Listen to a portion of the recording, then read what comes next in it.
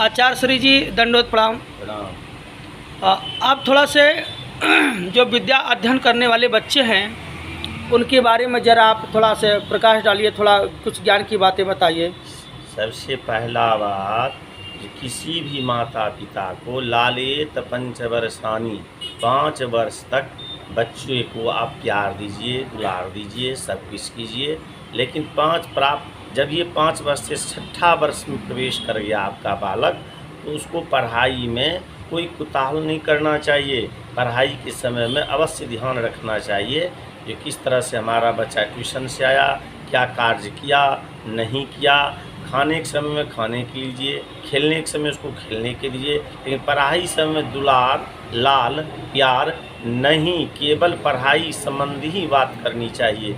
क्योंकि कहा गया है शास्त्रों में, जो छात्राणां अध्ययनं तपः सुखार्थी कतो विद्या, जो सुख प्राप्त करने वाला व्यक्ति होता है, ज़्यादा फैसिलिटी देने लगोगे, मनमाना चीज़ देने लगोगे, तो पढ़ाई पर ध्यान नहीं देगा। सुखार्थी को तो विद्या, जो सुख को प्राप्त करने वाला व्यक्ति होता है वह विद्या अध्ययन करने में दिक्कतदारी होती है। और क्या होता है, साथ साथ महाराज, छात्राणां अध्ययनं तप, वह तप ही है, तपस्या है। एक तरह से तपस्या में कितने सारी समस्याएं आती है।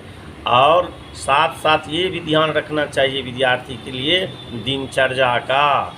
आलस्य ही मनुष्याणां शरीरस्थो महान रिपुः, आलस्य जो है वह शरीर के लिए महान रोग है। तो सबसे पहले विद्यार्थी को आलस का परित्याग करना चाहिए। और क्या होना चाहिए, स्वान निंद्रा तथैव च, सोए जरूर, लेकिन आप देखेंगे स्वान मीन्स होता है कुत्ता, कुत्ते जो सोता है लेकिन चौकन्ना रहता है। इसी तरह से छात्र जीवन में चौकन्ना रहना जरूरी होता है कि हमें समय हो गया अध्ययन अध्यापन का, हमें पढ़ना है। और काग चेष्टा होना चाहिए विद्यार्थी में। काग चेष्टा मतलब जानते हैं, काग चेष्टा का मतलब हुआ, इस तरह से कौवा को आप देखिएगा, कौवा इधर भी देखेगा उधर भी देखेगा और आपके हाथ का रोटी भी लेके उड़ जाएगा। उसी तरह से विद्यार्थी को होनी चाहिए काग चेष्टा।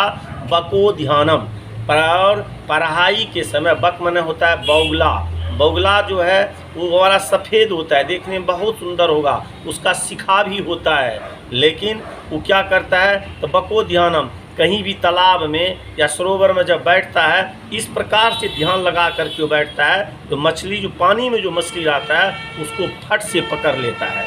उसी तरह से विद्यार्थी को होनी चाहिए जो बको ध्यानम, बगुला के तरह हम शिक्षा के प्रति अग्रसर रहें, ध्यान लगा करके पढ़ें। जब ध्यान लगा करके आप सुनेंगे, पढ़ेंगे, तो वो विद्या आपको प्राप्त हो सकता है।